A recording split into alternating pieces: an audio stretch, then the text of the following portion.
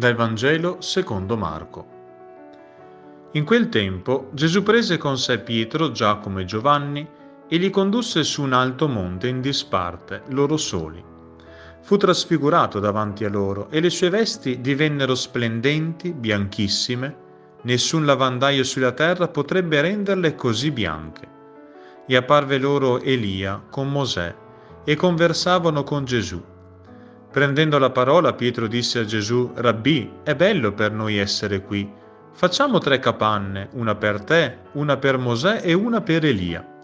Non sapevano infatti che cosa dire, perché erano spaventati. Venne una nube che li coprì con la sua ombra e dalla nube uscì una voce: Questi è il figlio mio, l'amato, ascoltatelo. E improvvisamente, guardandosi attorno, non videro più nessuno, se non Gesù solo con loro. Mentre scendevano dal monte, ordinò loro di non raccontare ad alcuno ciò che avevano visto, se non dopo che il Figlio dell'uomo fosse risorto dai morti. Ed essi tennero fra loro la cosa, chiedendosi che cosa volesse dire risorgere dai morti. Parola del Signore. La seconda domenica di Quaresima ogni anno ci accompagna con il Vangelo che abbiamo ascoltato, il Vangelo della Trasfigurazione. Un Vangelo che ci riporta questa sosta nel cammino verso Gerusalemme, una sosta, una tappa che Gesù fa assieme ad alcuni discepoli, 3 apostoli, Pietro, Giacomo e Giovanni. Questa tappa lungo il suo cammino verso Gerusalemme, che ormai era un cammino che iniziava ad essere un po' compromesso. Gesù certo stava compiendo dei miracoli, stava annunciando il regno di Dio, compiva delle guarigioni, raccontava delle parabole, ma Gesù aveva anche iniziato a parlare e a raccontare della futura e prossima, ormai imminente passione e morte in croce. Aveva iniziato a parlare di sofferenza, aveva iniziato a parlare che le cose forse non sarebbero andate così lisce, che gli uomini non lo avrebbero così tanto accolto. E allora inizia anche a parlare e ad annunciare già quel ma che è ma di Dio che ascolteremo a conclusione del tempo della Quaresima, il ma della risurrezione. Gesù che aveva annunciato ai discepoli, agli apostoli, che ci sarebbe stata la passione e la morte, ma già aveva annunciato anche della risurrezione.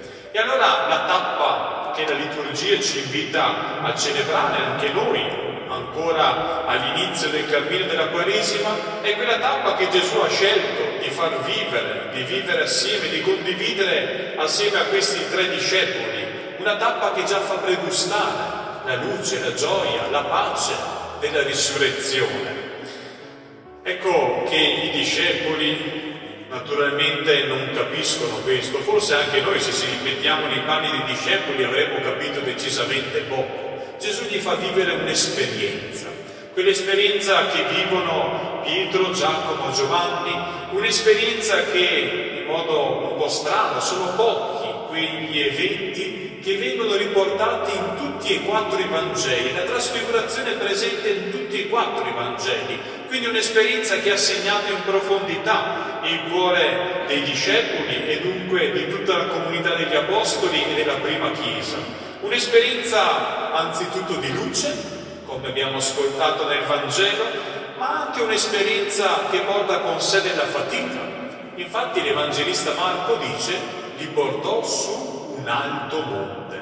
E allora sappiamo che la zona dove abitava Gesù non era un alpino, diciamo così, no? Abitava in una zona certo collinare, c'era la collina Gerusalemme, ma poi tutta la zona della Palestina, di Israele appunto è collinare. Questo riferimento li portò su un alto monte, forse sottolinea proprio anche la difficoltà che fecero i discepoli per arrivare su questo monte, il Tabor. Una difficoltà che ricorda anche un po' il cammino della Quaresima, con quella parola che abbiamo un po' tanto dimenticato tutti quanti, la parola ascesi, ovvero il dover ascendere, ma per ascendere, per salire bisogna fare dei passi anche faticosi, delle scelte che non siano sempre scelte comode e scontate.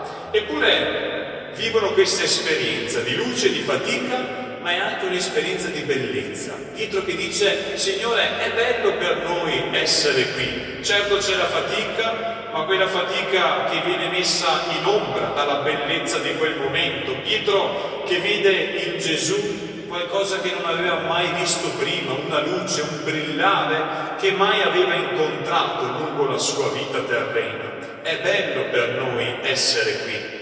E infine anche un'esperienza, quella della trasfigurazione, che diventa un'esperienza di ascolto. Perché se inizialmente, andando anche a leggere il testo, se lo rileggiamo, appunto inizialmente vengono sottolineati quei riferimenti al senso della vista, e allora ecco che i discepoli che vedono Gesù in questi abiti sfolgoranti, pieni di luce, di bellezza, di chiarezza, ecco poi però quella voce che udirono uscire dalla nube che li coprì con la sua ombra, quella voce che disse: questi è il figlio mio, l'amato, ascoltate. E allora penso l'esperienza che vivono questi tre apostoli è un'esperienza decisamente fuori dal comune, come dicevo, sottolineata in tutti e quattro i Vangeli, ma è un'esperienza che mi piace leggere alla luce di una sottolineatura che l'Evangelista Marco ci consegna. Dice: Gesù fu trasfigurato davanti a loro, le sue vesti divennero splendide, bianchissime, e poi aggiunge dicendo che nessun lavandaio sulla terra potrebbe renderle così bianche.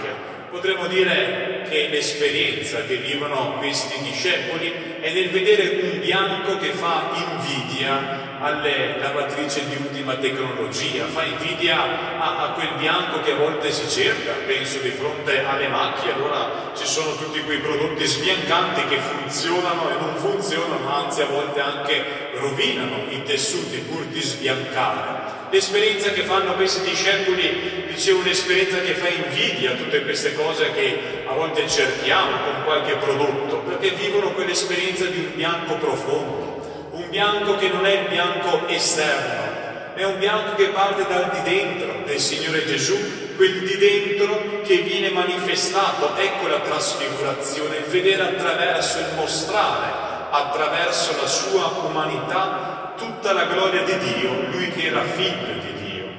Quasi a dirci questa esperienza che ci viene riportata della trasfigurazione, che c'è qualcosa che un po' tutti dobbiamo anche un po' lavare, che dobbiamo anche un po' purificare, perché se ci guardiamo la nostra vita non è così poi così tanto bianca, bella, pura, luminosa.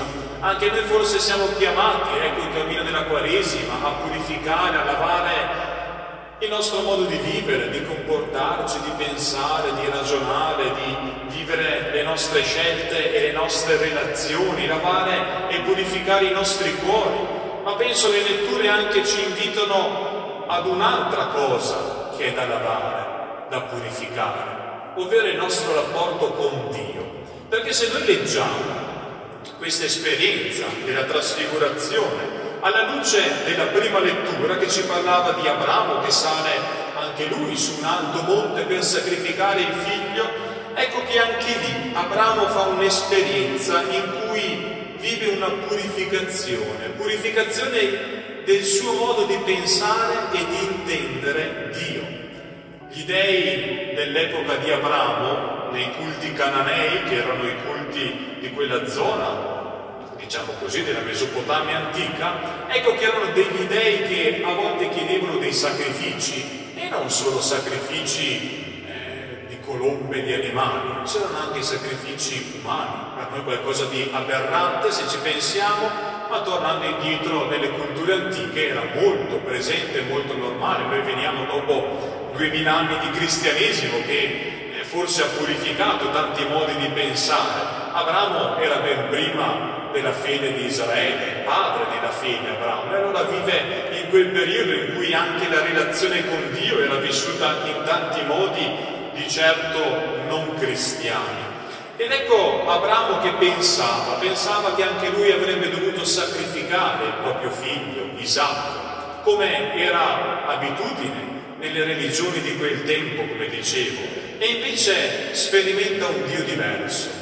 Proprio nel momento in cui stava per sacrificare il figlio Isacco, ecco che Dio è Lui che procura la vittima di quel sacrificio, ovvero Dio che si manifesta non come un Dio che ci chiede di sacrificare, che ci toglie vita, ma un Dio che ci dona vita, un Dio che anzi addirittura diceva la seconda lettura che abbiamo ascoltato, San Paolo, rivolgendosi ai Romani, ricordava che addirittura Dio è Lui stesso che si offre al nostro posto, purché noi non veniamo sacrificati per la nostra vita, è Lui che si offre al posto nostro. E allora questo ci ricorda come sicuramente anche il tempo della Quaresima è un tempo per purificare il nostro rapporto con Dio, perché quante volte pensiamo che Dio ci chieda di sacrificare, oppure ragioniamo così, oppure ci comportiamo così, come se il rapporto con Dio è sacrificare qualcos'altro. Allora la domenica, se vado in chiesa, vuol dire che sto sacrificando dell'altro,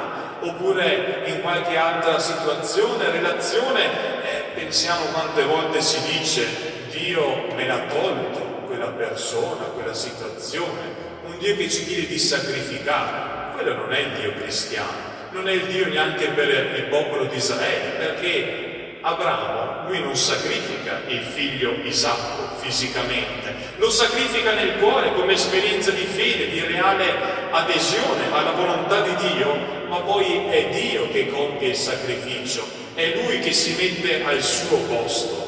E allora dicevo, la Quaresima è proprio questo tempo anche un po' per purificare il nostro rapporto con il Signore, perché tante volte l'immagine che abbiamo di Dio è un'immagine un po' pericolosa, un Dio che appunto ci chiede di sacrificare, invece Dio ci chiede di consacrare, ovvero di rendere bello, di rendere grande la nostra vita, di dedicarla a Lui, al Signore e ai fratelli.